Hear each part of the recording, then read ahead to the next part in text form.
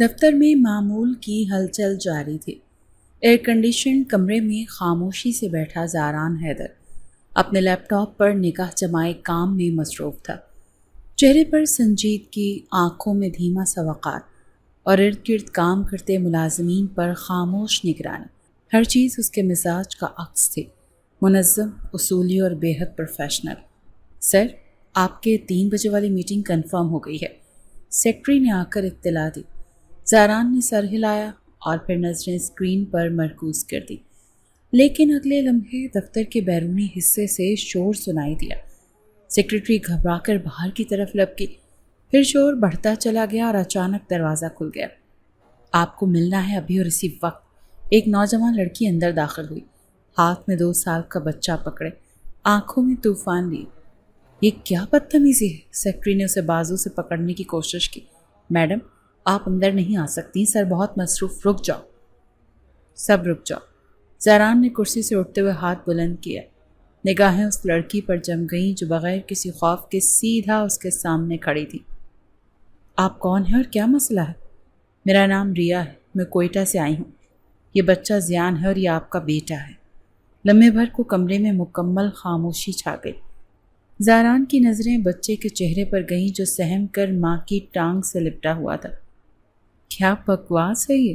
زاران کی آواز میں حیرت اور غصہ دونوں شامل تھے۔ تمہیں پتہ بھی ہے کہ تم کس سے بات کر رہی ہو؟ ہاں پتہ ہے۔ زاران حیدر، کراچی کا مشہور بزنس ٹائکون، لیکن ساتھ ہی وہ شخص جس نے میری بہن کی زندگی تباہ کر دی۔ زاران نے قدم آگے بڑھ کر سنجیدہ لہجے میں پوچھا، تمہاری بہن؟ ریا کی آنکھوں میں آنسو جھلملانے لگے، مگر وہ ڈری نہیں، جھکی نہیں، صرف بولی، 2 سال پہلے میریٹن ہوٹل کوئٹہ میری بہن ثنا وہاں ویٹریس تھی۔ آپ نے نشے میں دھت ہو کر اسے نوچا۔ اس کی چیخیں سننے والا کوئی نہیں تھا۔ آپ کے امیرانہ رتبے کے آگے سب خاموش ہو گئے۔ ثنا حاملہ ہو گئی، نوکری چھوٹ گئی، خاندان نے گھر سے نکال دیا۔ بچے کو جنم دیتے وقت وہ مر گئی اور اب یہ بچہ زیان آپ کا بیٹا ہے۔ کیا تمہارے پاس کوئی ثبوت ہے، کوئی ویڈیو، کوئی رپورٹ؟ زاران کے چہرے پر شک ابھر آیا تھا۔ ریا نے زیان کو تھوڑا آگے کیا، اس کے چہرے کو غور سے دیکھا۔ آنکھیں، ناک، ماتھا بالکل تم پر گیا ہے، لیکن اگر ظاہری شباہت کافی نہیں تو میں ڈی این اے کے لیے بھی تیار ہوں۔ اور اگر یہ سب جھوٹ ہوا؟ زاران نے آنکھیں سکیڑ کر اسے گھورا۔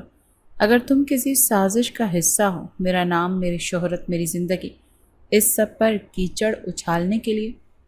ریا تلخی سے مسکرائی۔ آپ جیسے لوگ یہی سوچتے ہیں، ہر غریب لڑکی، ہر مظلوم عورت کو سازش سمجھتے ہیں۔ تو چلیں ڈی این اے کروا لیتے ہیں، پھر دیکھتے ہیں کون جھوٹا ہے۔ زاران نے گہری سانس لی۔ لمحے بھر کو خاموشی کے بعد اس نے سیکرٹری کی طرف دیکھ کر کہا، ڈی این اے کے لیے ضروری کاغذات تیار کرواؤ، اور اس وقت تک ریا اور بچہ میرے آفس میں ہی بیٹھیں گے۔ سیکرٹری نے حیرت سے اس کی طرف دیکھا۔ سر، بس جو کہا ہے وہ کرو۔ ریا نے زیان کو گود میں لیا اور خاموشی سے صوفے پر بیٹھ گئی۔ زاران اپنی جگہ پر واپس آ گیا، مگر اب لیپ ٹاپ کی اسکرین پر توجہ دینا ناممکن ہو چکا تھا۔ اس کی نظریں بار بار اس بچے کی طرف جا رہی تھیں۔ زیان کی آنکھیں واقعی حیرت انگیز حد تک اس سے مشابہت رکھتی تھیں۔ وہ سوچنے لگا، اگر یہ سچ ہے تو نہیں، یہ ممکن نہیں، میں ایسا کر ہی نہیں سکتا۔ میرا ضمیر، میری ذات، یہ سب گواہی نہیں دیتے کہ میں کسی کی زندگی برباد کر سکتا ہوں۔ لیکن ریا کا لہجہ، آنکھیں، انداز، سب جھوٹے نہیں لگ رہے تھے۔ زاران نے اپنے اندر گونجتی ہوئی الجھن کو دبانے کی کوشش کی۔ 2 دن کی خاموشی کے بعد ریا دوبارہ زاران حیدر کے دفتر میں موجود تھے۔ بچے کی آنکھیں ادھ کھلی تھیں، گود میں سست سا لیٹا ہوا تھا۔ زاران کے سامنے سرکاری لیبارٹری کی بند لفافہ رپورٹ رکھی تھی۔ خاموشی طاری تھی اور دونوں ایک دوسرے کی طرف دیکھنے سے گریزاں تھے۔ زاران نے کاغذوں پر نظر دوڑائی اور پھر دوبارہ اور پھر تیسری بار، ہر بار ایک ہی نتیجہ سامنے آیا۔ ڈی این اے رپورٹ مثبت تھی۔ وہ آہستگی سے بولا جیسے خود کو یقین دلا رہا ہو۔ ریا نے پلکیں جھپکائیں، کچھ کہے بغیر بس زیان کے ماتھے پر ہاتھ پھیرا۔ کمرے کی فضا کسی عدالت کی طرح سنجیدہ ہو گئی۔ زاران نے کرسی کی پشت سے ٹیک ہٹائی اور دھیرے سے سیدھا ہو کر بیٹھا۔ تو یہ بچہ میرا ہے۔ ریا نے صرف ہاں میں سر ہلایا۔ وہ کسی فاتح کی طرح نہیں بلکہ جیسے ایک بوجھ اتار پھینکا۔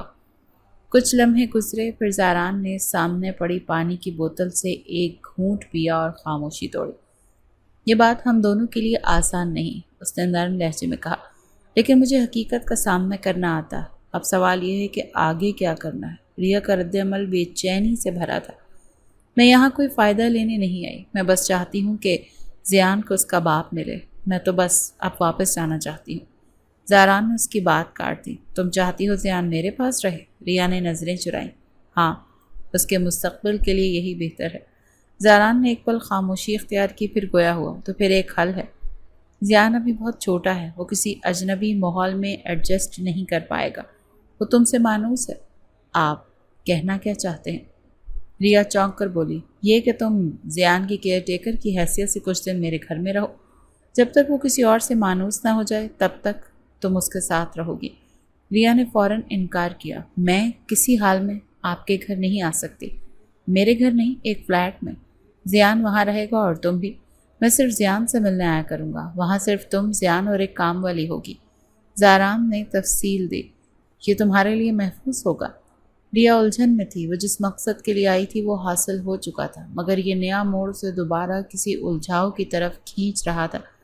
مجھے سوچنے کے لیے وقت چاہیے، اس نے سنجیدگی سے کہا۔ زاران نے سر ہلایا۔ ٹھیک ہے، لیکن فیصلہ جلدی کرنا ہوگا۔ اسی دن شام کو ریا ردا کے ساتھ فلیٹ دیکھنے گئی۔ فلیٹ آرام دہ اور مکمل طور پر فرنش تھا۔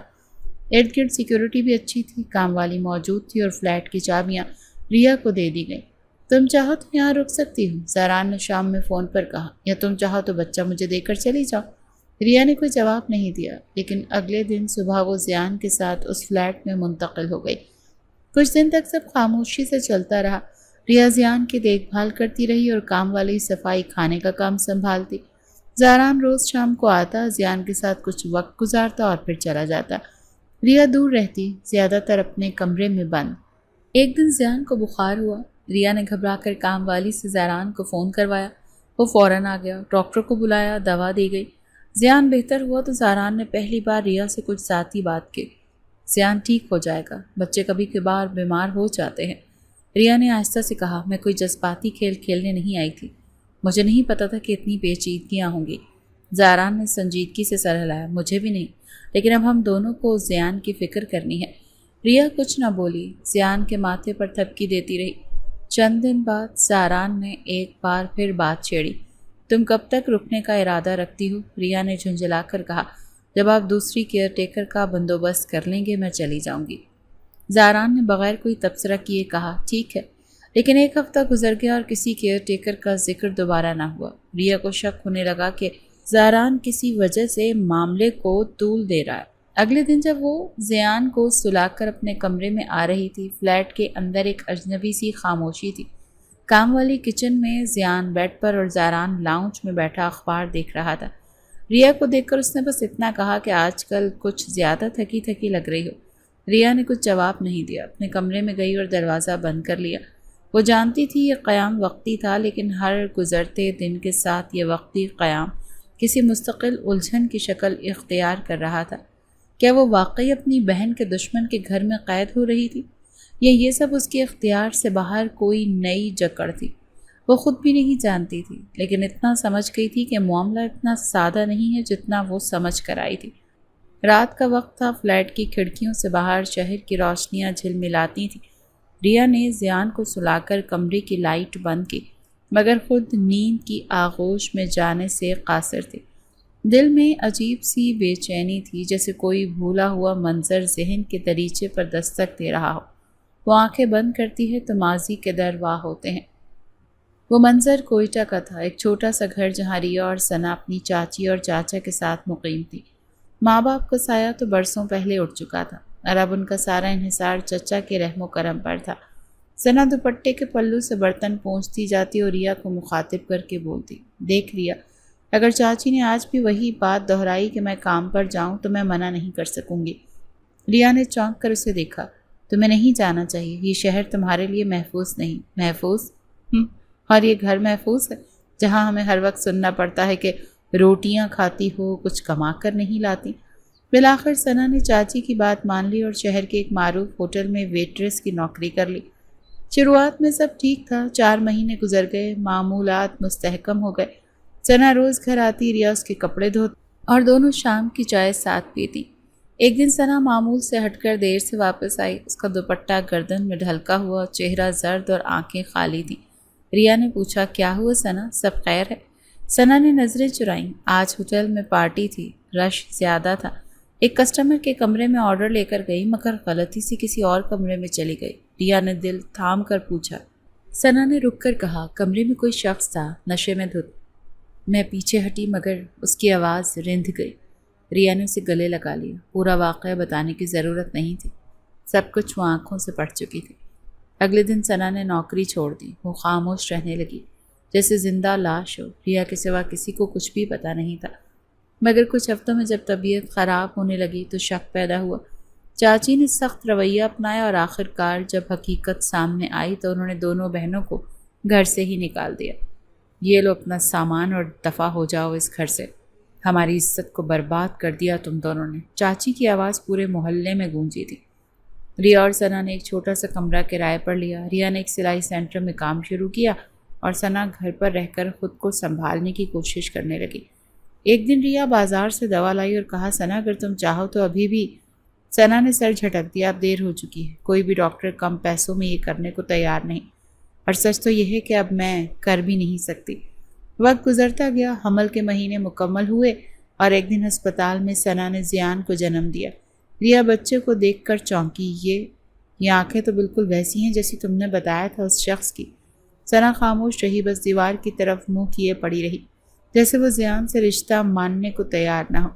ریا نے سب کچھ سنبھالا، بچے کے کاغذات، اسپتال کے معاملات، یہاں تک کہ دودھ تک کے بندوبست کی ذمہ داری خود لی۔ وہ ثنا کے لیے ماں بھی بن گئی، بہن بھی اور دوست بھی۔ مہینے بیتتے گئے، زیان اب چلنے لگا تھا۔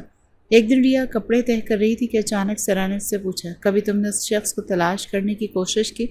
ریا نے کاندھے اچکائے، تم نے تو کبھی اس کا نام یا چہرہ نہیں بتایا۔ نام تو نہیں مگر چہرہ شاید یاد ہو، اگر دکھایا جائے۔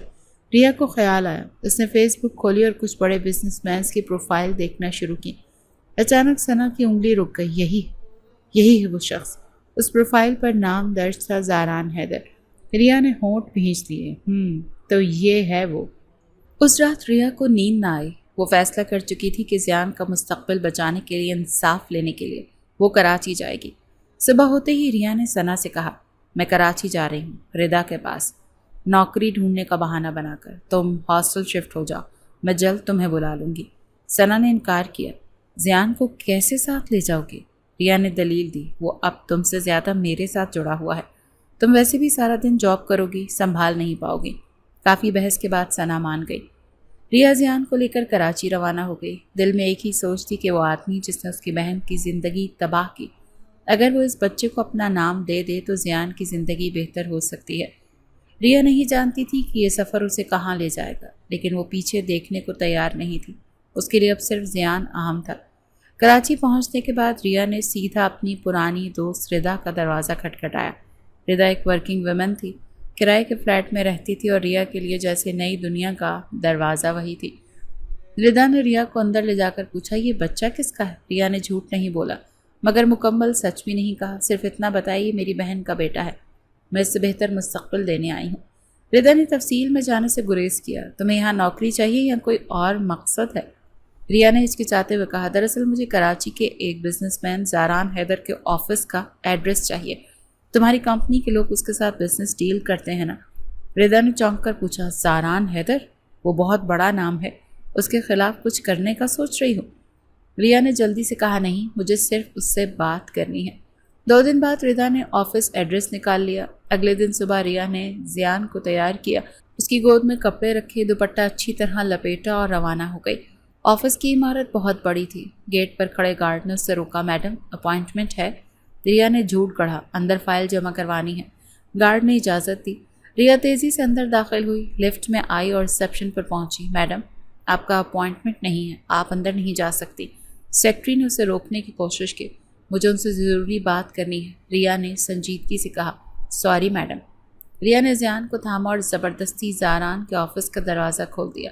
سیکرٹری پیچھے لپکی مگر دیر ہو چکی تھی۔ اس کے بعد جو ہوا اس کا نتیجہ یہ نکلا کہ ریا آج زاران کے فلیٹ پر اس بچے کی کیئر ٹیکر کی حیثیت سے موجود تھی۔ دن کا بیشتر حصہ ریا نے زیان کی چیزیں ترتیب دینے میں گزارا۔ کام والی باقاعدگی سے ہر کام کرتی رہی اور ریا نے خاموشی سے سب کچھ سیکھنے اور سنبھالنے کی کوشش کی۔ فلیٹ میں حد درجہ سکون تھا اور شاید یہی سکون ریا کے لیے باعث بے چینی بھی تھا۔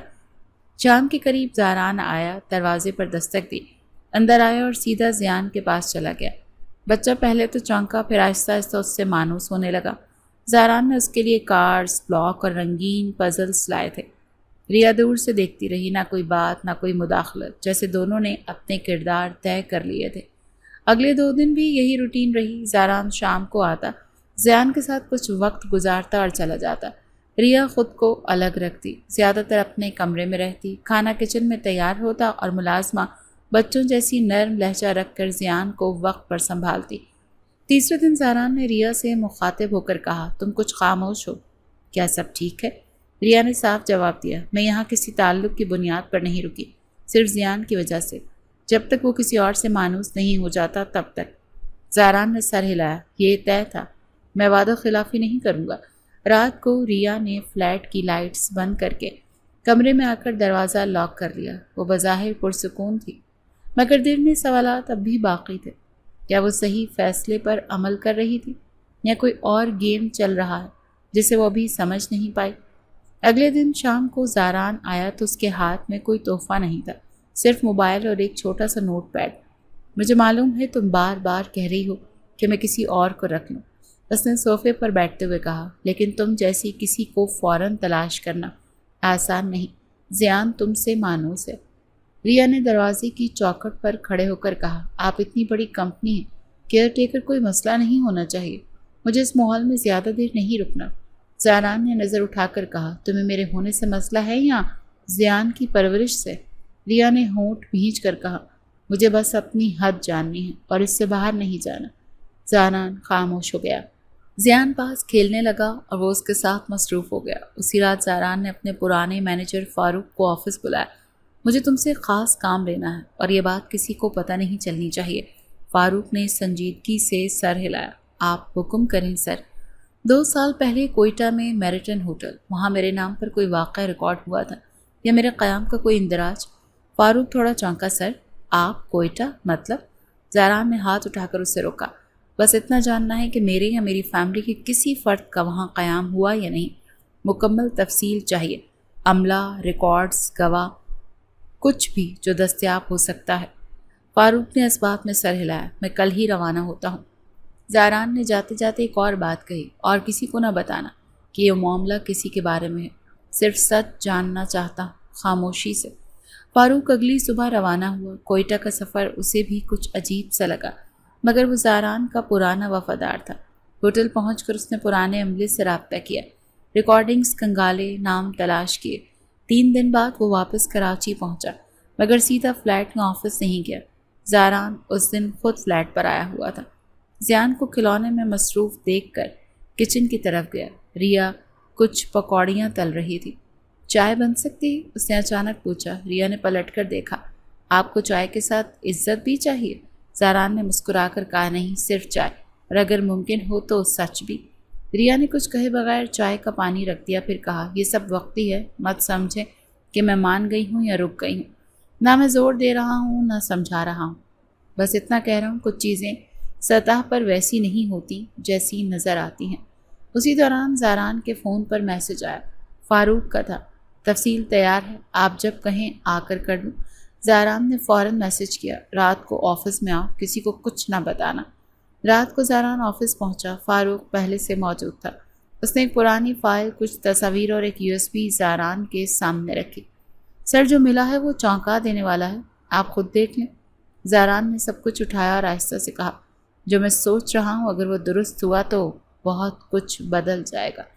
فاروق نے دھیرے سے پوچھا، کیا یہ معاملہ آپ کی شہرت کا ہے یا دل کا؟ زاران نے ایک لمبی سانس لے کر کہا، یہ دونوں سے زیادہ ضمیر کا ہے۔ اس رات دیر تک وہ پرانی فائلیں کھولتا رہا، چہرے پہچاننے کی کوشش کرتا رہا اور اس سوال سے الجھتا رہا کہ اگر وہ مجرم نہیں تو کون ہے، اور اگر واقعی کسی اور نے یہ سب کیا تو وہ کون ہے جس کا چہرہ اس کے جیسا ہے۔ دوسری جانب ریا اپنی بہن ثنا سے مسلسل رابطے میں تھی۔ لیکن اس بات کی خبر نہ تو زاران کو تھی اور نہ ہی ملازمہ کو پتہ چل سکتا کہ وہ کس سے باتیں کرتی ہے۔ صبح کا وقت تھا، فلیٹ میں ہلکی ہلکی خاموشی پھیلی ہوئی تھی۔ ملازمہ زیان کو ناشتہ کھلا رہی تھی اور ریا کچن میں پراٹھے تل رہی تھی۔ تیل کی کڑکڑا رہا تھا اور اس کی توجہ مکمل زیان کی پسندیدہ چٹنی پر تھی۔ اچانک کڑاہی میں تیل کا چھینٹا اس کے ہاتھ پر گرا۔ ریا کی ہلکی سی چیخ پورے فلیٹ میں گونج گئی۔ آہ! زاران اسی وقت زیان کے لیے کھلونا لاتا ہوا فلیٹ میں داخل ہوا۔ اس کی پیشانی پر بل پڑے، قدم تیزی سے کچن کی طرف بڑھے۔ کیا ہوا؟ ریا نے جھٹ سے پیچھے ہو کر ہاتھ چھپانے کی کوشش کی۔ اب کچھ نہیں۔ زاران نے آگے بڑھ کر اس کا جلتا ہوا ہاتھ پکڑا۔ دکھاؤ۔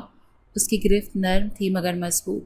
ریا نے ہاتھ کھینچنے کی کوشش کی۔ چھوڑے، میں خود کر لوں گی۔ یہ ضد وقت ضائع کر رہی ہے۔ زاران نے نل کھولا اور اس کا ہاتھ بہتے پانی کے نیچے رکھا۔ جلد پر نشان گہرا ہو رہا تھا۔ فوراً مرہم لگانی پڑے گی۔ ریا نے غصے سے رخ پھیرا۔ آپ کو میری فکر کرنے کی کوئی ضرورت نہیں۔ زاران نے پانی بند کیا، ٹال سے ہاتھ خشک کیا اور پھر مرہم کی شیشی لے کر آیا۔ ریا نے اسے روکتے ہوئے کہا، مت کریں، یہ سب میں خود کر لوں گی۔ زاران نے مرہم لگاتے ہوئے کہا، تمہیں تکلیف ہو رہی ہے، ضد نہ کرو۔ تکلیف آپ کی موجودگی سے ہو رہی ہے۔ ریا کی آواز تیز تھی۔ مجھے سمجھ نہیں آتا آپ روز کیوں آتے ہیں؟ اگر زیان سے پیار ہے تو مجھے آزاد کریں، کوئی اور کیئر ٹیکر رکھیں۔ زاران نے خاموشی سے مرہم بند کیا، پھر اس کی طرف دیکھتے ہوئے آہستہ سے بولا، اگر میں تمہیں نظر انداز کرتا تو تم کہتی باپ ہو کر بے حس ہے۔ اب وقت دیتا ہوں تو اعتراض ہے، تمہیں کسی بھی صورت میں سکون نہیں ملتا شاید۔ ریا نے ہونٹ سختی سے بھینچ لیا اور رخ موڑ لیا۔ وہ جانتی تھی کہ اس وقت کوئی جواب دینا بات کو طول دینے کے سوا اور کچھ نہیں۔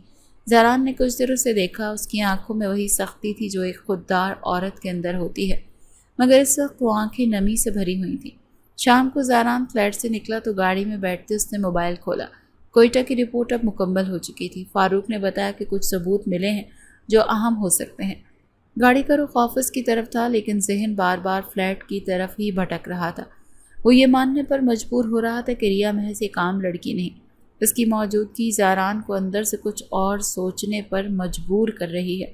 فاروق سے ملاقات مختصر رہی، ثبوت، تصویریں، ہوٹل کے کاغذات اور ایک گواہ کی ممکنہ دستیابی، مگر زاران کی توجہ پوری طرح وہاں نہیں تھی۔ رات کے تقریباً 10 بج رہے تھے۔ فلیٹ کی فضا معمول کے برعکس خاموش اور بوجھل تھی۔ زیان کے جسم کا درجہ حرارت تیزی سے بڑھ رہا تھا۔ ریا نے کئی بار ٹھنڈے پانی کی پٹیاں رکھیں مگر بخار کم ہونے کے بجائے مزید شدت اختیار کرتا جا رہا تھا۔ ریا نے ملازمہ سے کہا، فوراً زاران صاحب کو فون کرو، بتاؤ زیان کی حالت ٹھیک نہیں۔ ملازمہ نے گھبرا کر نمبر ملایا۔ زاران فون سنتے ہی پریشان ہو گیا۔ میں ابھی آ رہا ہوں، کسی اسپتال لے جانا پڑا تو فوراً لے جانا، میں راستے میں ہوں۔ 15 منٹ بعد زاران فلیٹ میں داخل ہوا۔ زیان کو گود میں اٹھایا اور بغیر کچھ کہے سیدھا کار میں بیٹھا۔ ریا ساتھ تھی، دونوں خاموش لیکن اندر سے مضطرب۔ اسپتال پہنچنے پر ڈاکٹر نے زیان کا فوری معائنہ کیا، ٹیسٹ اور ڈرپ تجویز کی گئی۔ ایک پرائیویٹ روم میں ایڈمٹ کر دیا گیا۔ نرسوں کی ٹیم جلدی سے عمل میں لگی ہوئی تھی۔ ریا بچے کے سرہانے بیٹھی اس کے ہاتھ تھامے ہوئی تھی، جبکہ زاران ڈاکٹر سے تفصیلات لے رہا تھا۔ بخار وائرل لگتا ہے لیکن احتیاط ایک رات رکھنا ہی ہوگا، ڈاکٹر نے وضاحت دی۔ ضرور، جو بہتر ہو وہ کریں، زاران نے مختصر کہا۔ رات کے 2 بجے کمرے میں خاموشی چھا چکی تھی۔ زیان سوتے سوتے تھوڑا بہتر محسوس کر رہا تھا۔ ریا صوفے پر ٹیک لگائے بیٹھی تھی۔ زاران کھڑکی کے پاس کھڑا باہر سڑک کی روشنیوں کو گھور رہا تھا۔ آج پہلی بار تمہیں اتنا کمزور دیکھا، اس نے آہستگی سے کہا۔ ریا نے نظریں نہیں اٹھائیں، صرف جواب دیا، ماں ہونے کے ناطے ڈرنا فطری ہے۔ آپ جذبات نہ جوڑیں اس سے۔ میں جذبات جوڑنے نہیں آیا، بس حقیقت دیکھ رہا ہوں۔ تم زیان سے دور نہیں ہو سکتی اور میں اب اس حقیقت سے نظریں نہیں چرا سکتا کہ وہ میرا بیٹا ہے۔ ریا نے گہری سانس لی، تو پھر اصل حقیقت کیوں نہیں جاننا چاہتے تھے؟ بس خاموشی سے سب تسلیم کر لیا؟ زاران نے پلٹ کر دیکھا، اس لیے کہ کبھی کبھی انسان کو خود پر شک ہوتا ہے اور کبھی وہ سوچتا ہے کیا یہ کسی اور کا کھیل تو نہیں۔ ریا نے پلٹ کر کہا، اگر کھیل ہوتا تو میں آج یہاں نہ ہوتی۔ کمرے میں خاموشی پھیل گئی۔ صبح ہونے تک دونوں نے وہی رات ایک چھت کے نیچے زیان کے ساتھ گزاری، جیسے ان کے بیچ کوئی غیر واضح مگر اصل تعلق موجود ہو۔ دوپہر میں زیان کی طبیعت بہتر ہوتے ہی ڈاکٹر نے ڈسچارج کی اجازت دے دی۔ زاران نے ریا اور زیان کو فلیٹ پر ڈراپ کیا اور سیدھا آفس گیا۔ آفس پہنچتے ہی زاران کا موڈ بدلا ہوا تھا۔ وہ سیدھا اپنے کیبن میں داخل ہوا۔ کوٹ اتارا اور مینیجر فاروق کو اندر بلایا۔ دروازہ کھلا تو وہ کسی اور سے فون پر بات کر رہا تھا۔ آواز کچھ مدھم تھی مگر جملے صاف تھے۔ جی سر، جیسے ڈی این اے کی رپورٹ مینیج کی تھی ویسا ہی یہ بھی ہو جائے گا۔ زہران سر کو میں سنبھال لوں گا، زیان انہی کے پاس ہی رہے گا۔ زہران دروازے پر ساکت کھڑا رہا اور فاروق جیسے ہی مڑ کر دیکھا اس کا رنگ زرد پڑ گیا۔ فون جھٹ سے بند کیا۔ سر آپ آ گئے؟ زہران نے کرسی پر بیٹھ کر ٹھنڈی نظروں سے اسے دیکھا۔ تم مجھ سے کیا چھپانا چاہتے ہو فاروق؟ فاروق نے بات گھمانے کی کوشش کی۔ سر وہ میں بس اسپتال کی بات کر رہا تھا، رپورٹس کی۔ زہران نے میز پر زور سے ہاتھ مارا۔ مجھے جھوٹ مت سناؤ، میں سب سن چکا ہوں، اب سچ بول دو ورنہ سب کچھ میرے وکیل کو بتانا پڑے گا۔ فاروق نے گھبرا کر پانی کا گھونٹ لیا اور پھر جھکی نظریں لیے بولا، سر میں مجبور تھا، اصل واقعہ عدنان سر کے ساتھ جڑا ہے۔ زہران کے چہرے کا رنگ پل میں بدلا تھا۔ کیا؟ جی سر، 2 سال پہلے عدنان سر کوئٹہ گئے تھے، میریٹن ہوٹل میں ٹھہرے، نشے کی حالت میں انہوں نے وہ سب کیا۔ بعد میں ہوٹل والوں نے شور مچایا تو مجھے عدنان سر نے پیسے دے کر معاملہ دبا دیا۔ انہوں نے مجھ سے وعدہ کیا تھا کہ آپ کو کبھی پتہ نہ چلے۔ زہران کرسی پر ٹیک لگا کر بیٹھا رہا، اس کی آنکھیں کسی سنجیدہ حساب کتاب میں گم تھی۔ ڈی این اے کی رپورٹ کیوں جھوٹی دی گئی؟ فاروق نے جھجکتے ہوئے کہا، عدنان سر کا کہنا ہے وہ زیان کو قبول کرنا چاہتے ہیں مگر آپ کی نظروں سے گرنا نہیں چاہتے، اسی لیے کہا رپورٹ پازیٹیو کرواؤ تاکہ آپ بچہ سنبھال لیں، وہ بعد میں آ کر سب کچھ قبول کر لیں گے۔ زہران نے کچھ نہیں کہا، صرف آنکھیں بند کر لیں۔ لمحے کی خاموشی میں صرف ایئر کنڈیشنر کی ہلکی آواز باقی تھی۔ یہ سب میرے بھائی نے کیا اور میں، وہ زیر لب بڑبڑایا۔ فاروق نے دھیرے سے کہا، سر میں صرف آپ کے حکم کا منتظر ہوں۔ زہران نے آنکھیں کھولیں۔ فی الحال ریا کو کچھ مت بتانا، جو جانتا ہوں وہ ابھی میرے دل میں ہی رہے گا۔ تم بس وہ سب کاغذات میرے پاس بھجواؤ اور عدنان کو لوکیشن ٹریس کرو۔ فاروق نے اس بات میں سر ہلایا اور کمرے سے نکل گیا۔ زہران نے میز پر پڑی زیان کی تصویر کو دیکھا، پھر آہستگی سے کہا، اب سچ کا سامنا کرنا ہی ہوگا، اسے بھی اور خود سے بھی۔ صبح کے 6 بجے زہران نے فون اٹھایا اور اسپتال میں عدنان کی حالت پوچھنے کے لیے کال کی۔ جواب وہی تھا، کوما میں ہے، رسپانس نہیں دے رہا مگر دل کی دھڑکن اور دماغ کی لہریں مستحکم ہیں۔ زہران نے فون بند کیا، پھر ریا کا نمبر ڈائل کیا۔ میں تم سے ملنا چاہتا ہوں، اسپتال آ سکتی ہو؟ زیان کو ساتھ لانے کی ضرورت نہیں۔ ریا کو حیرت ہوئی لیکن زہران کا انداز اتنا پرسکون تھا کہ وہ کچھ نہ پوچھ سکی۔ ٹھیک ہے، آتی ہوں۔ جب ریا اسپتال پہنچی تو زہران نے خود آ کر اسے استقبالیے پر لیا۔ دونوں چپ چاپ کوریڈور میں چلنے لگے۔ ریا نے ایک بار رک کر پوچھا، یہاں کیوں بلایا؟ زیان تو ٹھیک ہے نا؟ زہران نے نظریں جھکائے کہا، ہاں زیان ٹھیک ہے مگر تمہیں ایک بات دکھانی ہے۔ انہوں نے ایک مخصوص کمرے کے دروازے کے سامنے آ کر قدم روکا۔ اندر شیشے کے پار ایک بستر پر مشینوں سے جکڑا مریض لیٹا تھا۔ ریا نے چونک کر شیشہ دیکھا، آنکھیں پھیل گئیں۔ یہ تو، زہران نے دھیرے سے کہا، یہ عدنان ہے، میرا چھوٹا بھائی۔ ریا نے پھر شیشہ دیکھا، چہرہ ہو بہو زہران جیسا تھا۔ وہ پیچھے ہٹ گئی جیسے قدم لڑکھڑا جائیں۔ یہی، اس کی آواز کانپ رہی تھی۔ زہران نے سر ہلایا، ہاں 2 سال پہلے کوئٹہ گیا تھا، وہی ہوٹل، وہی تاریخ، نشے میں تھا۔ اس کے بعد جو کچھ ہوا تم جانتی ہو۔ ریا نے کرسی پکڑ کر خود کو سنبھالا، تو مطلب وہ تم نہیں تھے؟ زہران نے گہری سانس لی، نہیں، میں کوئٹہ گیا ہی نہیں تھا، یہ سب عدنان نے کیا۔ اس نے تمہاری بہن سے زیادتی کی، پھر مجھ سے سب چھپایا۔ بعد میں جب اسے احساس ہوا تو ڈی این اے رپورٹ کو بھی چھپوا دیا تاکہ زیان کی ذمہ داری میں لے سکوں، مگر تم مجھے مجرم سمجھتی رہی اور میں خود بھی شک میں تھا۔ ریا نے خاموشی سے عدنان کو دیکھا، وہ کوما میں ہے؟ زہران نے سر جھکایا، جی، کل رات لندن کی فلائٹ سے اتر کر گھر آتے ہوئے ایکسیڈنٹ ہوا، اسپتال پہنچے تو کوما کی حالت میں تھا۔ ریا کی آنکھیں آنسوؤں سے بھر گئیں مگر وہ انہیں بہنے نہیں دینا چاہتی تھی، صرف اتنا بولی، تو جس شخص سے میں نفرت کرتی رہی وہ تم نہیں تھے؟ زہران نے اب پہلی بار اس کی طرف دیکھا، نہیں، میں نہیں تھا مگر میں تمہارے زخموں کا حصہ بن گیا کیونکہ تم نے مجھ میں اپنے مجرم کو دیکھا۔ کمرے میں خاموشی چھا گئی۔ چند لمحے بعد ریا نے کہا، اور اب تم کیا چاہتے ہو؟ زہران نے جواب دیا، کچھ نہیں، بس تمہیں سچ دکھانا ضروری سمجھا۔ تم آزاد ہو مجھ سے نفرت کرنے میں، بس اس شخص سے نہیں جس نے واقعی تمہاری بہن کی زندگی برباد کی۔ ریا نے عدنان کو آخری بار دیکھا، کاش یہ سب پہلے پتہ چلتا۔ زہران نے سر ہلایا، لیکن کبھی کبھی سچ وقت پر سامنے نہیں آتا، وہ خود کو چھپائے رکھتا ہے اور جب نکلتا ہے تو سب کچھ بدل جاتا ہے۔ ریا پلٹی، بغیر کچھ کہے کمرے سے نکل گئی۔ زہران اس کی پیٹھ دیکھتا رہا اور دل میں ایک غیر مرئی بوجھ کے ہلکا ہونے کا احساس لیے وہ عدنان کے قریب آیا۔ تم نے جو کیا اس کی قیمت تم نے اور سب نے چکائی۔ اب صرف ایک دعا ہے کہ تم واپس آ سکو اور اپنا بوجھ خود اٹھا سکو۔ ہسپتال کے باہر ریا ٹیکسی کا انتظار کر رہی تھی۔ ہاتھ میں موبائل تھا مگر اس کی آنکھیں کہیں دور خلا میں گم تھی۔ وہ خود سے سوال کر رہی تھی کہ جس شخص کو مجرم سمجھا وہ بے گناہ نکلا، تو میں نے جو سب کچھ کہا، الزام دیا، وہ سب کس کھاتے میں جائے گا؟ ٹیکسی آئی، وہ خاموشی سے بیٹھ گئی۔ گھر واپسی کا سفر مختصر تھا مگر ذہنی طور پر وہ کہیں اور جا رہی تھی۔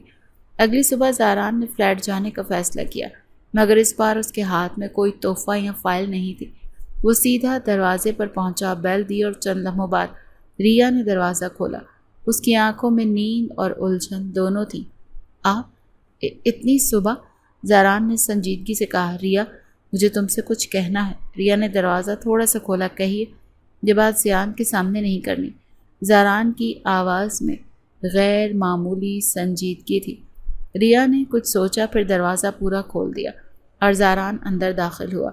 زیان دوسرے کمرے میں تھا، ملازموں سے ناشتہ کرا رہی تھی۔ زاران نے صوفے پر بیٹھے ہوئے گہری سانس لی۔ میں یہاں عدنان کے لیے آیا ہوں۔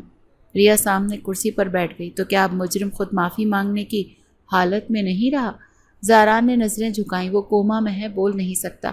معافی مانگنے کا موقع شاید کبھی ملے بھی یا نہ، اسی لیے میں اس کا بڑا بھائی ہونے کے ناطے تم سے معافی مانگتا ہوں۔ ریا خاموش رہی۔ زاران نے پھر کہا، میں جانتا ہوں تمہارے زخم لفظوں سے نہیں بھر سکتے، لیکن جو کچھ ہوا اس کا ازالہ کرنا چاہتا ہوں۔ ریا نے سرد لہجے میں جواب دیا، ازالہ؟ وہ میری بہن کی عزت تھی، زندگی تھی، تم کیا قیمت لگاؤ گے اس کی؟ زاران نے نظریں اس کی آنکھوں میں ڈالیں۔ نہ قیمت لگانا چاہتا ہوں، نہ خریدنا، صرف یہ چاہتا ہوں کہ عدنان کے کیے کی سزا ایک معصوم بچے کو نہ ملے۔ زیان تمہاری بہن کی آخری نشانی ہے اور عدنان کا خون بھی۔ میں چاہتا ہوں وہ ایک باعزت زندگی جیے۔ ریا نے کچھ دیر خاموشی کے بعد کہا، تو پھر ایک بات سنو زاران۔ حمد انگوش ہو گیا۔ اگر واقعی تم چاہتے ہو کہ میں عدنان کو معاف کر دوں اور زیان کی زندگی محفوظ ہو تو دو شرطیں ہیں۔ زاران نے اس بات میں سر ہلایا۔ بولو۔ ریا نے صاف لفظوں میں کہا، پہلی شرط، تم اپنی آدھی جائیداد زیان کے نام کرو گے قانونی طور پر۔ اس کے ساتھ میں ایک سچ بھی بتانا چاہتی ہوں کہ میں نے ثنا کی موت کا جھوٹ بولا، وہ زندہ ہے اور انصاف کی منتظر۔ زاران کے چہرے پر چند لمحے تاثرات بدلے لیکن وہ خاموش رہا۔ اس نے بغیر کسی تردید کے کہا، تمہاری شرط مجھے منظور ہے، اور ثنا والی بات کا جواب دینا اس نے مناسب نہیں سمجھا۔ دوسری شرط، میں یہاں مزید نہیں رہوں گی، نہ اس فلیٹ میں، نہ تمہارے کسی قریب۔ زیان میرے ساتھ رہے گا جب تک وہ 18 سال کا نہیں ہو جاتا۔ میں اس کی مکمل ذمہ داری لوں گی۔ زاران کا چہرہ لمحے بھر کو خالی ہو گیا، جیسے کسی نے دل کے قریب کو چیر دیا ہو۔ پھر بھی اس نے خود پر قابو رکھتے ہوئے پوچھا، کیا تم میرے ساتھ ایک چھوٹے سے شہر میں بھی نہیں رہ سکتی؟ ریا نے سختی سے جواب دیا، نہیں، میں تمہارے سائے میں نہیں رہ سکتی۔ یہ سمجھ لو کہ معافی میں نے تمہارے لیے نہیں، زیان کے لیے مانگی ہے، اور اب میں اپنا حق مانگ رہی ہوں، آزادی کا۔ زاران نے نظریں جھکائیں۔ ٹھیک ہے، تمہیں تمہاری آزادی بھی ملے گی اور زیان کو سب کچھ جو ایک باپ اسے دے سکتا ہے۔ ریا نے لمحے بھر کے لیے حیرانی سے اسے دیکھا، جیسے اسے یقین نہ آیا ہو کہ وہ اتنی آسانی سے مان گیا۔ زاران نے اٹھتے ہوئے کہا کہ آج شام کو وکیل کے ساتھ فلیٹ پر آؤں گا، سب دستاویزات تیار کرواتا ہوں۔ ریا نے ہاں کی نہ کی، صرف سر ہلا دیا۔ زاران دروازے تک گیا، پھر پلٹ کر ایک آخری جملہ کہا، تم نے جو مانگا وہ میں دے رہا ہوں، مگر جو دل نے مانگا وہ شاید کبھی نہ ملے۔ دروازہ بند ہوا اور ریا نے گہری سانس لی۔ وہ جانتی تھی کہ آج جو ہوا وہ ایک بڑا قدم ہے، مگر اس قدم کے پیچھے وہ دکھ تھا جسے وہ کبھی بیان ہی نہیں کر سکتی تھی۔ شام کو زاران مقررہ وقت پر وکیل کے ساتھ آیا۔ تمام قانونی کارروائی مکمل ہوئی۔ زیان کے نام پر جائیداد کا انتقال، مالی تحفظ کے کاغذات، سب کچھ صاف اور واضح۔ وکیل کے جانے کے بعد زاران نے ریا سے آخری بار کہا، میں تمہاری شرط مان چکا ہوں، لیکن اگر کبھی زیان مجھ سے ملنا چاہے یا تمہارا دل بدل جائے تو میرا دروازہ ہمیشہ کھلا ہے۔ ریا نے نظریں جھکائیں۔ یہ دروازے صرف عدالتوں میں بند نہیں ہوتے، کچھ دل کے اندر بھی بند ہو جاتے ہیں۔ زاران خاموشی سے پلٹا اور فلیٹ سے نکل گیا۔ ریا نے کاغذات کو الماری میں رکھا، زیان کو گود میں لیا اور آہستہ سے کہا، اب ہم آزاد ہیں، تم بھی اور میں بھی، لیکن اس آزادی کے ساتھ ایک خاموش ادھورا پن ہے جسے ریا نے محسوس تو کیا مگر تسلیم نہیں کیا۔ شاید وقت گواہ ہوتا کہ ہر شرط کے پیچھے کچھ نہ کچھ قربانی ضرور ہوتی ہے، چاہے وہ جائیداد کی ہو یا جذبات کی۔ زاران نے پیچھے ایک ہفتے سے اسپتال کا ایک بھی دن نہیں چھوڑا۔ عدنان اب بھی نیند بے ہوشی کی حالت میں تھا، مگر ڈاکٹرز کا کہنا تھا کہ دماغ کا رد عمل بہتر ہو رہا ہے۔ پھر بالآخر ایک دوپہر عدنان نے آنکھیں کھولی۔ نرس نے فوراً ڈاکٹر کو بلایا اور چند گھنٹوں میں پورا عملہ متحرک ہو گیا۔ زاران کمرے میں داخل ہوا تو عدنان کی نظریں چھت سے ہٹ کر اس پر جمی تھیں۔ آنکھوں میں بے یقینی، کمزوری اور شرمندگی ایک ساتھ تھی۔ بھائی، عدنان کی آواز بہت دھیمی تھی۔ زاران نے کرسی قریب کی اور بیٹھ کر اس کا ہاتھ تھاما۔ شکر ہے کہ تم نے آنکھیں کھولیں، عدنان نے آنکھیں بند کرتے ہوئے کہا۔ زیان، وہ کیسا ہے؟ زاران نے لمحے بھر کو سوچا۔ ٹھیک ہے، اسے تم سے ملوانا چاہتا ہوں، لیکن پہلے تم آرام کرو۔ چند دن بعد زیان کو اسپتال لایا گیا۔ عدنان نے اسے دیکھا تو اس کی آنکھوں میں نمی آ گئی۔ زیان کو کچھ سمجھ نہ آیا۔ وہ خاموشی سے زاران کی انگلی تھامے کھڑا رہا۔ یہ تمہارا بیٹا ہے، زاران نے کہا، اور وہ تمہیں پہچاننا سیکھے گا۔ وقت دو اسے۔ عدنان نے دھیرے سے زیان کا ہاتھ چھوا۔ مجھے موقع چاہیے ازالہ کرنے کا۔ ادھر ریا نے سارے قانونی معاملات مکمل کرنے کے بعد فلیٹ کے اندر ایک رسمی خاموشی قائم کر رکھی تھی۔ زیان اب اس کے ساتھ ایک نئے شہر جانے کے لیے تیار تھا، مگر جانے سے پہلے ایک بات طے کرنا باقی تھی۔ ریا نے زاران کو کال کی، بات کرنی ہے اکیلے میں۔ زاران نے اگلی صبح فلیٹ پر آنے کا وقت دیا۔ مقررہ وقت پر وہ پہنچا۔ اس بار اس کے چہرے پر کوئی جذباتی تاثر نہیں تھا، بس ایک خاموش آمادگی تھی۔ ریا نے دروازہ کھولا اور مختصر سی بات کی۔ میں اب یہاں نہیں رہوں گی، سب کچھ صاف ہو چکا۔ زیان کو اب اس کے اصل باپ سے ملنے میں کوئی رکاوٹ نہیں، تو میں چاہتی ہوں کہ تم مجھے طلاق دو۔ زاران کچھ دیر خاموش رہا، پھر آہستہ سے بولا، ریا، کیا کبھی تم نے یہ سوچا کہ میرے دل میں تمہارے لیے کیا ہے؟ ریا نے نظریں نہیں ملائیں۔ میں نے صرف زیان کے بارے میں سوچا، تمہارے دل کے لیے نہیں رکھی تھی شرط۔ زاران نے قدم آگے بڑھائے، تو اب سن لو، میں تم سے محبت کرتا ہوں ریا۔ شاید ابتدا میں نہیں، لیکن وقت کے ساتھ یہ احساس بڑھا، اور اب اگر تم چلی گئیں تو میں اپنی زندگی کے سب سے قیمتی رشتے کو کھو دوں گا۔ ریا کی پلکیں لرزی، لیکن اس کی آواز سخت رہی۔ یہ احساس تمہیں پہلے کیوں نہیں ہوا؟ جب میں تمہیں اپنی بہن کا مجرم سمجھتی تھی، جب میں تمہارے وجود سے نفرت کرتی تھی، تب تمہیں یہ سب کہنے کا وقت نہیں ملا؟ زاران نے جواب دیا، تب مجھے لگا کہ تم صرف اپنی تکلیف کے دائرے میں ہو، اور میں صرف ایک سزا ہوں۔ میں نہیں چاہتا کہ میری محبت تمہیں بوجھ لگے، لیکن اب جب سچ سامنے ہے تو چاہتا ہوں کہ تم کم از کم یہ جان کر جیو کہ میں تمہیں دل سے چاہتا ہوں۔ ریا نے لمبی سانس لی۔ محبت میں قید نہیں، اختیار ہوتا ہے، اور میں اختیار چاہتی ہوں، کم از کم 1 سال کے لیے۔ زاران نے حیرت سے پوچھا، 1 سال؟ ہاں، 1 سال۔ میں زیان کو لے کر کوئٹہ جا رہی ہوں۔ اس 1 سال میں اگر مجھے لگا کہ واقعی تمہاری محبت میں سچائی ہے تو میں خود لوٹ آؤں گی، اور اگر نہ لگا تو طلاق کی درخواست بھیج دینا۔ زاران نے نظریں اس کی آنکھوں میں گاڑ دیں، جیسے کچھ کھوج رہا ہو۔ سر ہلایا۔ ٹھیک ہے، تمہیں وہ وقت ملے گا، لیکن ایک وعدہ دو کہ اس دوران مجھ سے رابطہ ختم نہیں کرنا۔ زیان کی خیریت کے ساتھ ساتھ تمہاری خبر بھی چاہیے ہوگی۔ ریا نے اس بات میں سر ہلایا۔ رابطہ رہے گا، بس امید مت باندھنا، کیونکہ واپسی کا فیصلہ صرف جذبات سے نہیں، حقیقت سے ہوگا۔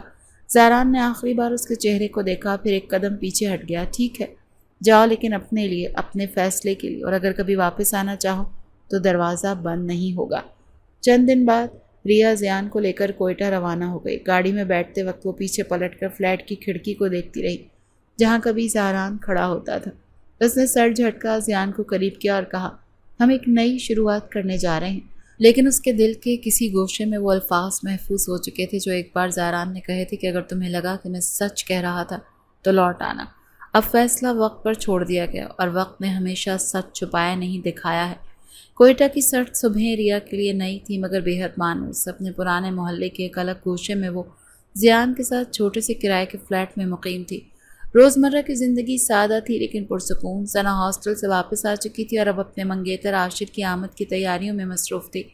ایک دن صبح ریا ناشتہ بنا رہی تھی جب ثنا نے کمرے میں آ کر پوچھا، زاران سے بات ہوتی ہے؟ ریا نے مختصر جواب دیا، ہفتے میں 1 بار، صرف زیان کے بارے میں۔ ثنا نے سنجیدگی سے کہا، اچھا انسان لگتا ہے۔ تمہیں شک تھا، لیکن وہ شک نکلا غلط۔ ریا نے چائے کا کپ رکھا۔ وقت نے سب واضح کیا، بس کچھ فیصلے رہ گئے جو وقت آنے پر ہی ہوں گے۔ ادھر عاشر پاکستان پہنچ چکا تھا۔ 2 دن بعد ملاقات طے تھی۔ عاشر کو ثنا کی حقیقت نہیں بتائی گئی تھی، نہ زیان کا ذکر کیا گیا تھا۔ ملاقات والے دن ثنا ہلکے سبز لباس میں ریا کے ساتھ تیار ہو رہی تھی جب اچانک وہ رکی۔ مجھے یہ سب چھپانا اچھا نہیں لگ رہا۔ ریا نے چونک کر پوچھا، کیا مطلب؟ میں اسے سب سچ بتاؤں گی۔ ثنا نے فیصلہ سنا، اگر مجھے قبول کرے تو ٹھیک، نہیں تو میں اکیلی رہ لوں گی، لیکن کسی دھوکے میں نہیں جینا چاہتی۔ ریا نے کچھ لمحے خاموشی کے بعد کہا، ٹھیک ہے، سچ کہنا ہی بہتر ہے۔ ملاقات ایک مقامی کیفے میں ہوئی۔ عاشر نے ثنا کو دیکھ کر مسکراہٹ دی۔ رسمی سلام دعا کے بعد ثنا نے گہری سانس لیتے ہوئے کہا، عاشر، میرے بارے میں تمہیں سب کچھ جان لینا چاہیے۔ عاشر چونکا، کیا مطلب؟ ثنا نے تفصیل بتا دی۔ زیان، ہوٹل والا واقعہ، ہاسٹل کی زندگی، سب کچھ۔ عاشر کا چہرہ پل بھر میں بدل گیا، کچھ دیر خاموش بیٹھا رہا، پھر بولا مجھے وقت چاہیے سوچنے کے لیے۔ ریا اور ثنا کیفے سے نکلی تو دونوں نے خاموشی اختیار کی۔ 2 دن بعد عاشر نے فون کیا، بات مختصر تھی، مجھے افسوس ہے میں یہ رشتہ آگے نہیں لے کے جا سکتا۔ فون بند ہوا اور ثنا نے ٹھنڈی سانس لے کر کہا شاید یہی بہتر تھا۔ ریا نے اس شام زاران کو فون کیا، ساری بات بتائی۔ زاران نے کہا مجھے آنے تو کچھ کرنا چاہتا ہوں۔ 2 دن بعد زاران عدنان کے ساتھ کوئٹہ آیا۔ ریا اور ثنا ان کے استقبال کے لیے موجود تھی۔ عدنان نے نظریں جھکائے صرف سلام کیا۔ کمرے میں بیٹھتے زاران نے بات چھیڑی، ثنا میں جانتا ہوں عاشر کا فیصلہ تمہیں دکھ دے گیا، لیکن زندگی کبھی ایک دروازہ بند کرتی ہے تو دوسرا کھول بھی دیتی ہے۔ ثنا نے نظریں چرائیں، میرے لیے شاید کوئی دروازہ نہیں بچا۔ زاران نے عدنان کی طرف دیکھا، ایک دروازہ تو یہاں کھڑا ہے، خاموش لیکن نادم۔ عدنان نے اٹھ کر ثنا کے سامنے آ کر کہا مجھے تم سے کچھ نہیں چاہیے، صرف موقع۔ میں چاہتا ہوں کہ زیان کے لیے، تمہارے لیے اور اپنے ضمیر کے لیے میں ایک بار خود کو درست کر سکوں۔ نکاح تمہاری مرضی سے، کوئی دباؤ نہیں۔ کمرے میں خاموشی چھا گئی۔ ریا نے آہستگی سے کہا ثنا جو تم چاہو وہی ہوگا، لیکن شاید یہی وہ موقع ہے جس کی دعا ہم دونوں نے برسوں کی تھی۔ ثنا نے عدنان کو دیکھا، نکاح کے بعد کیا ہوگا؟ میں کیا تم پر اعتبار کر سکوں گی؟ عدنان نے سنجیدگی سے جواب دیا میں اپنی بقیہ زندگی تمہارا اعتماد جیتنے میں لگا دوں گا۔ 2 دن بعد سادہ نکاح کی تقریب ہوئی۔ گواہ زاران تھا اور قاضی نے چند رسمی سوالات کے بعد نکاح مکمل کروا دیا۔ ثنا نے رخصتی سے قبل ریا کے گلے لگتے ہوئے کہا میں نے تمہیں معاف کیا، تم نے جو کچھ کیا میرے لیے کیا، وہ میرے بھائی بھی نہ کر پاتے۔ ریا نے آنکھوں کی نمی چھپاتے ہوئے جواب دیا ہم ایک دوسرے کی بقا بنے تھے، شاید اسی لیے سب برداشت کر سکے۔ رخصتی کے بعد زاران اور ریا ساتھ بیٹھے تھے۔ زاران نے آہستگی سے پوچھا اب جب سب کچھ مکمل ہو چکا کیا تمہیں اب بھی یقین نہیں کہ ہم ساتھ چل سکتے ہیں؟ ریا نے خاموشی سے آسمان کی طرف دیکھا جیسے کچھ سوچ رہی ہو۔ زاران نے نرمی سے کہا تم نے مجھے 1 سال کی مہلت دی تھی، آدھا گزر چکا، میں تمہیں اب بھی ویسا ہی چاہتا ہوں، بغیر کسی شرط کے۔ اگر تم واپس نہ بھی آئیں تب بھی یہ احساس نہیں بدلے گا۔ ریا نے اس کی طرف دیکھا، میں واپس آ گئی اور یہ واپسی صرف زیان کی وجہ سے نہیں، اپنی وجہ سے بھی ہے۔ زاران کے چہرے پر وہ مسکراہٹ ابھری جس میں سکون تھا، مکمل ہونے کا یقین۔ عدنان اور ثنا، زاران اور ریا، اور بیچ میں زیان، ایک ایسی کہانی کے مرکزی کردار تھے جو نفرت سے نکلی، سچائی میں ڈھلی اور محبت میں مکمل ہو گئی۔ اور یوں ایک کہانی ختم ہوئی، انصاف، توبہ اور بے لوث رشتوں کی گواہی دے کر۔